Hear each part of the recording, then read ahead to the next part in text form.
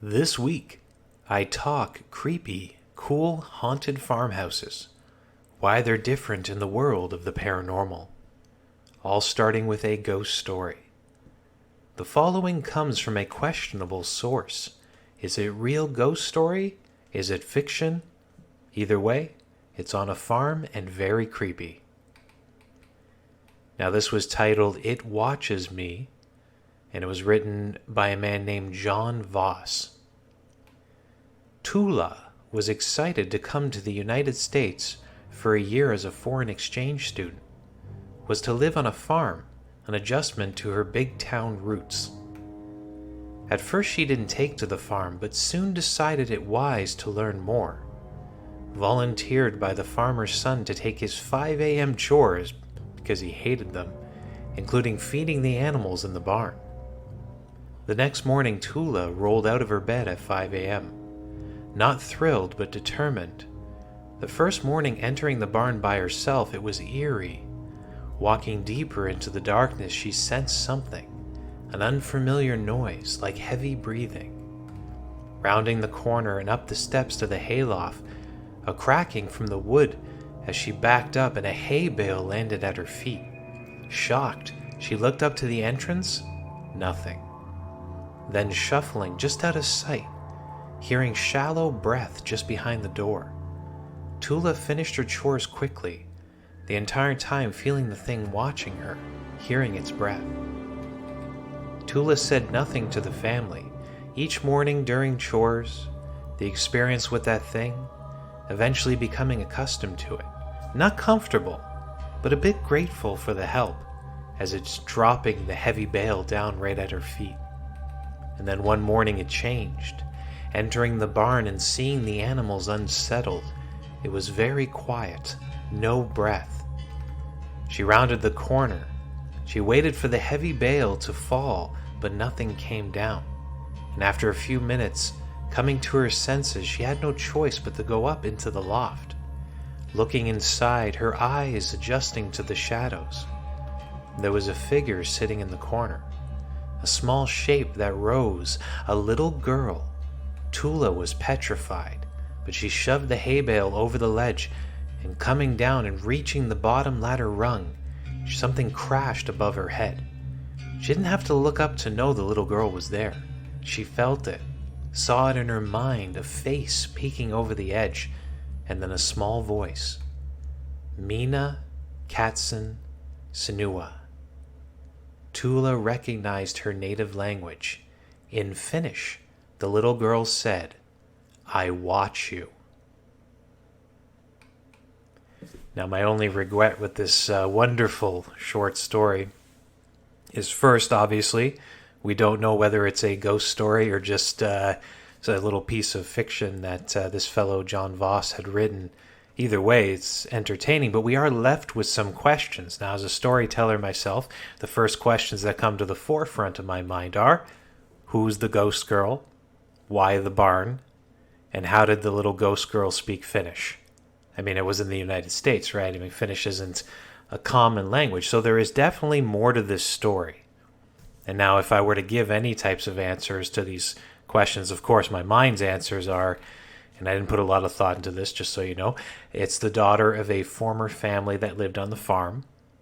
She was killed by a wild bunny, and that the ghosts, of course, know all languages, so she just knew the girl was Finnish, and that's what she spoke, so the girl would completely understand her. But spinning now to the idea of farmhouses. I've always been fascinated by it. Now, there's not a lot of farmhouses around anymore.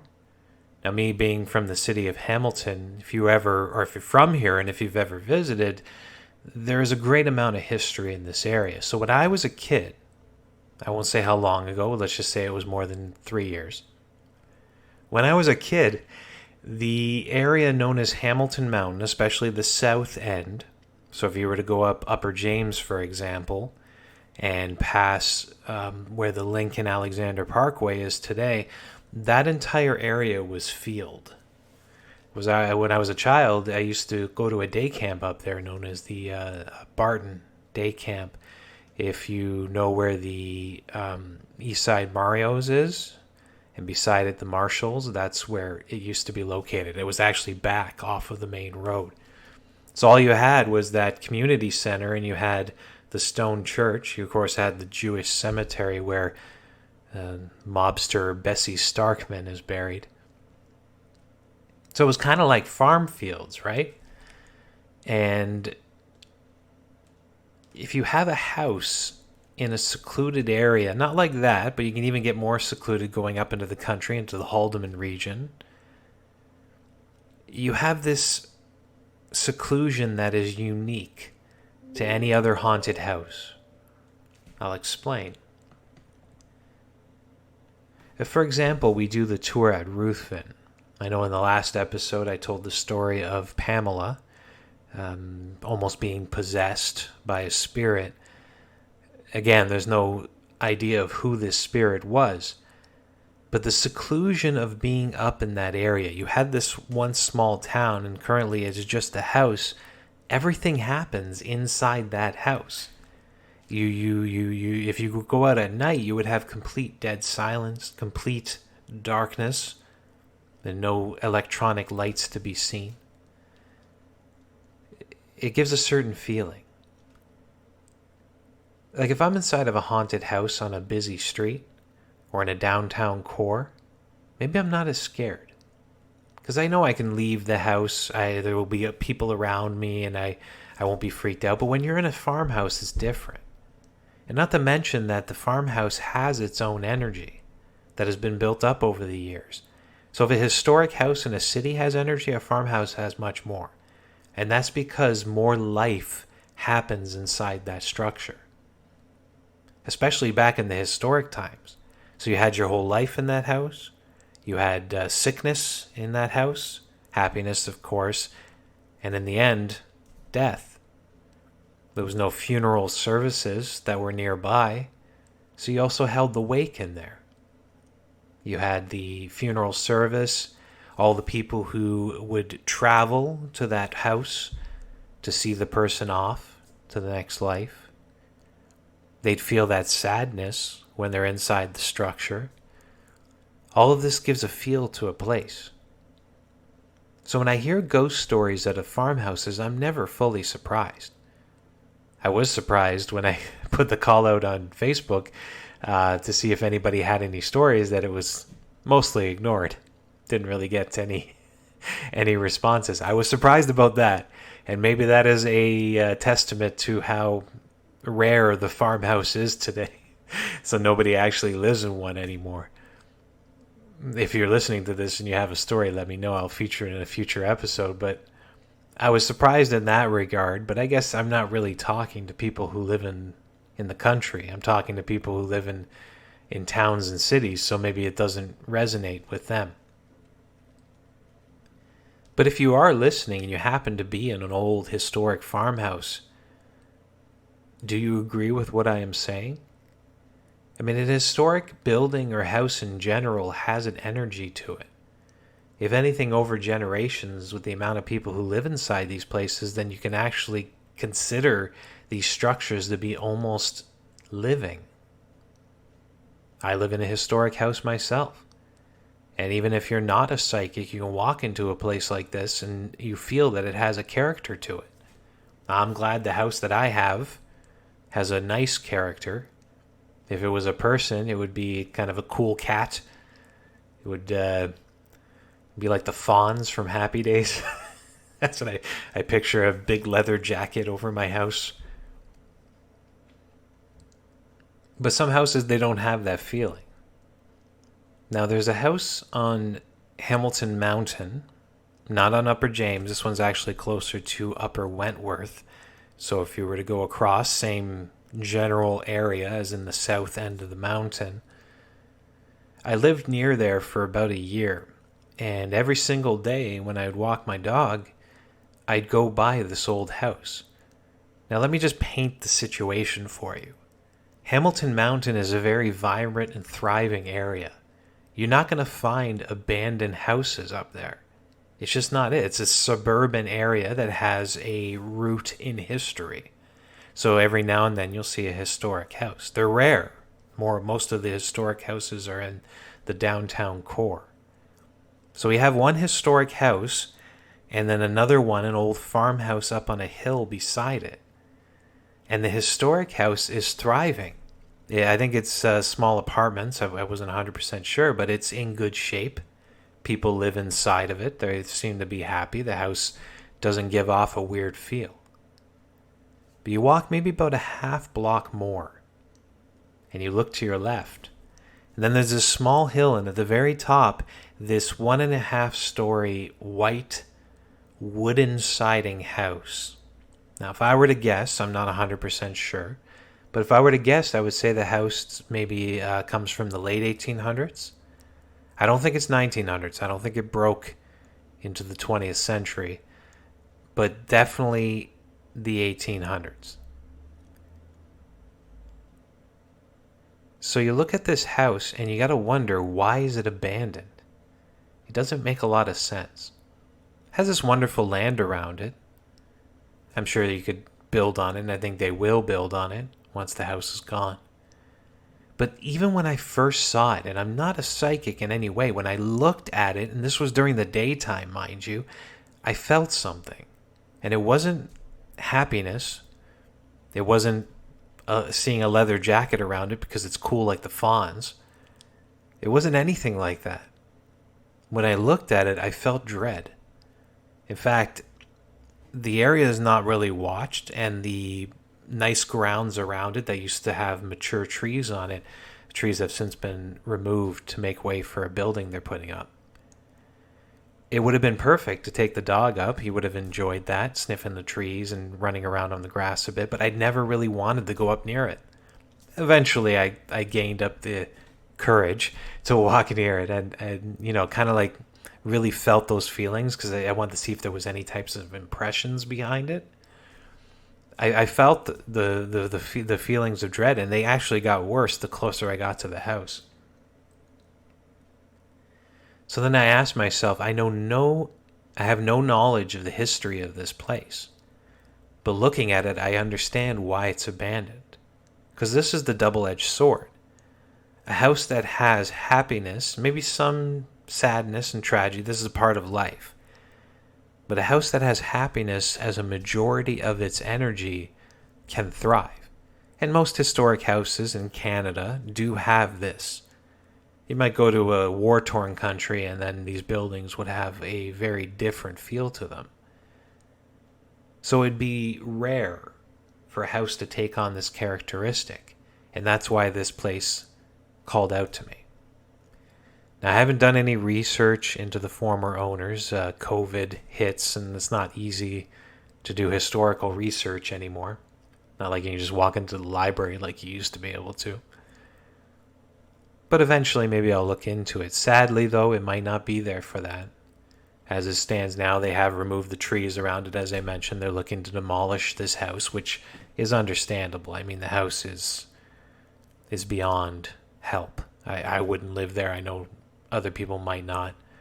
Could turn it into a museum or a haunted house. I'm sure that would work well, but then the land is wasted. I'm sure they'd want to put up, I think they're going to put up apartments or something, small apartment building. So the house is lost to us eventually, but maybe its history can remain through stories. Maybe one day I will subject a podcast about this Hamilton Mountain home on Rymel Road. But in the end, when it comes to the farmhouse as related to being in the town, I think it comes down to that seclusion. The mix of having all those energy over the years put in with that seclusion, it gives it a different feel. Because every event that happens in a farmhouse is different than happens in a city house. That seclusion just adds to it. That seclusion can drive some people insane. And maybe some people over the years have been driven insane by being secluded. A couple that lived there their entire lives, and then one of the husband or the wife passes away, and then the other one's left behind to ruminate inside this interesting and secluded place. That leaves an impression. So, just to sum it up, I say this is the reason why I think farmhouses are different when it comes into the world of the paranormal, that the energy and spirits inside these places are very different. I like to end off the podcast with a ghost story from the Hermitage ruins. Now, the Hermitage house, built by the Leith family in the mid-1800s, this could be considered the ultimate farmhouse. Now, it's called the Hermitage for a reason. Hermitage is derived from the word hermit, meaning off on its own, maybe self-sufficient. It did have farms around it, had orchards around it, so they were self-sufficient.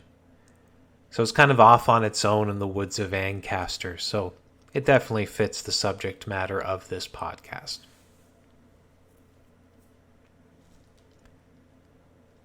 A young lady was set to meet her friends one evening. Everybody knew the Hermitage was the place to go. They get to go up there, drink a few beers, tell a few ghost stories, scare the girls. It was a good time. It was free. It was remote. You'd be on your own. So the friends went up to the young lady and they begged her, come out and meet us. But she was hesitant. She knew it was technically trespassing to be there. She didn't want to get caught. She didn't want to get in trouble.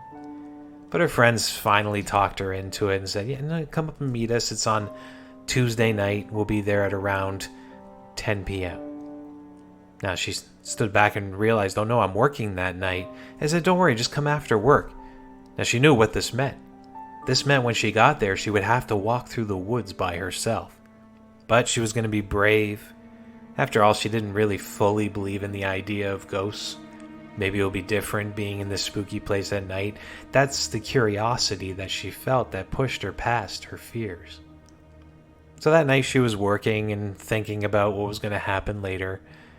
Around 10 p.m., she's about to get off of work, knew her friends were already at the Hermitage waiting for her. So she came up to the area, she found a spot to park her car. She's walking down the path by herself. Now she's coming around the corner, she can see the ruins up in the distance, and what does she see behind it but a soft glow coming through the open windows? Now it was the fire that her friends had built. They made a small bonfire, and she could hear their voices in the distance. So as she walks closer to the structure, she notices something in the second-story window. A shadow, walking back and forth from behind the window frame. So you can see the shape of the shadow coming down. It's thin at the top and then bursting out into a puff. It almost looks like a woman wearing a dress. And the first thing that the girl thinks, how can my friends do this? I was already hesitant about coming out here at night and the trespassing.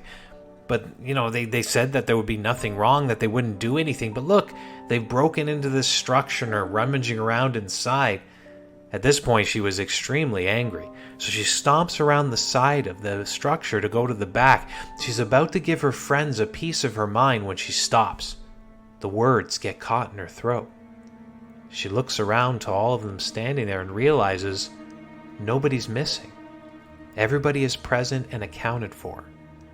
And as she slowly turns to look at the structure, this is when she realizes for the first time that it isn't a slightly completed structure like she thought. That it is complete ruins. There is no second floor. For this shadow, for this person to have been up there, they would have had to have been floating in midair. Now one day I'll be able to tell that story to actual people. I have faith. We are coming towards the end. There's a light finally at the end of COVID, and I am looking very much forward to it.